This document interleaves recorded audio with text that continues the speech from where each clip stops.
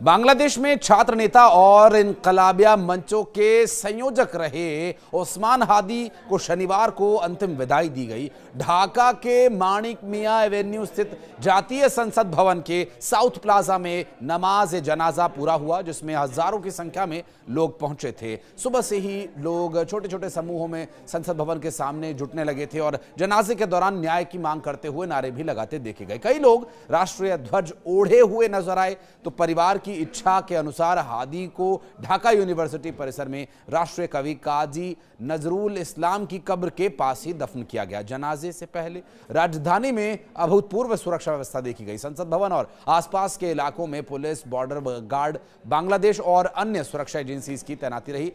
2 दिन तक चले हिंसक प्रदर्शन के बाद शनिवार को ढाका में अपेक्षाकृत शांति देखी गई। हादी की मौत पर देश भर में राजकीय शोक मनाया गया। राष्ट्रीय ध्वज झुके रहे आधे और उसके बाद विभिन्न धार्मिक स्थलों पर विशेष प्रार्थना सभा भी की गई। और उस्मान हादी को 12 दिसंबर को ढाका के विजयनगर इलाके में रिक्शे से जाते समय किसी ने गोली मार दी थी। अब देखिए, उस्मान हादी की हत्या के बाद सब कुछ शांत हो गया, सब नॉर्मल हो गया। ये कौन लोग हैं? आरोप यहां तक है कि सत्ता में काबिज कुछ ऐसे लोग हैं जो उस्मान हादी के बढ़ते कद से परेशान थे। उन्हें इस बात का डर था कि कहीं अगर अंतरिम सरकार हटी और चुनाव हुए तो उस्मान हादी बहुत बड़ा नेता ना बन जाए। हालांकि उस्मान हादी को मरवाने वाले अभी तक बहुत स्पष्ट नहीं हो पाया कौन लोग हैं, क्या है। जो पकड़े गए आरोपी हैं वो तो सिर्फ प्यादे थे, असल में इसके पीछे का मास्टरमाइंड कौन है ये अभी तक स्पष्ट नहीं हो पाया। लेकिन पूरी दुनिया की नज़र बांग्लादेश में हुए सत्याकांड पर है और जाहिर है उस्मान हादी को मरवाना ही लक्ष्य था उन लोगों का जो कहीं ना कहीं सत्ता के लालच में हैं या सत्ता के अंदर बैठे हैं। कौन लोग हैं वो, ये तो बहरहाल अब आज नहीं तो कल पता चल ही जाएगा। लेकिन उस्मान हादी को रास्ते से हटाना उन लोगों के लिए बहुत ज़रूरी था जिन्हें यहाँ पर सत्ता चाहिए।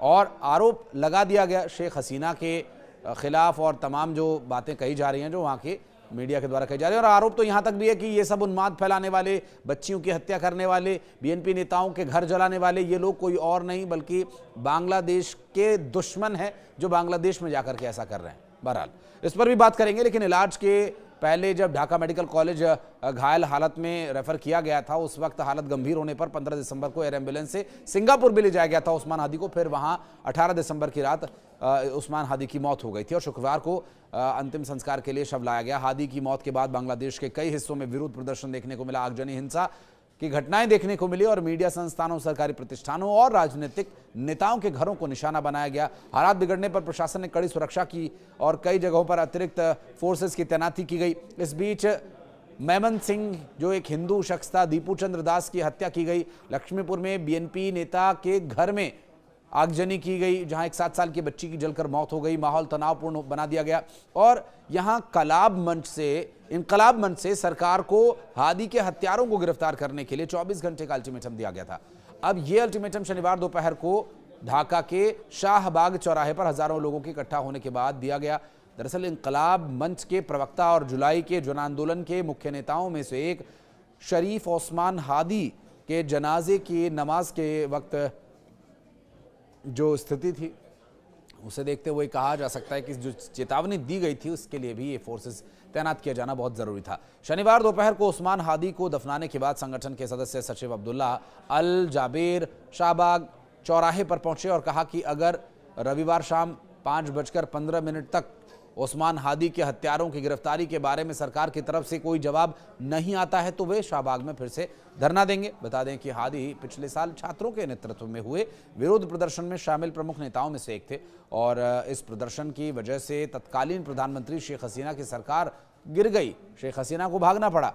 12 फरवरी को होने वाले आम चुनाव में उम्मीदवार नकाबपोश बंदूकधारियों ने 12 दिसंबर को मध्य ढाका के विजयनगर इलाके में हादी के सिर पर गोली मारी थी जब वो अपना चुनाव प्रचार शुरू करने जा रहे थे।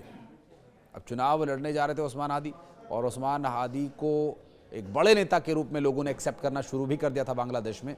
तो जो लोग कुर्सी पर बैठे हैं, देखिए उनकी कुर्सी को तो खतरा होगा ही।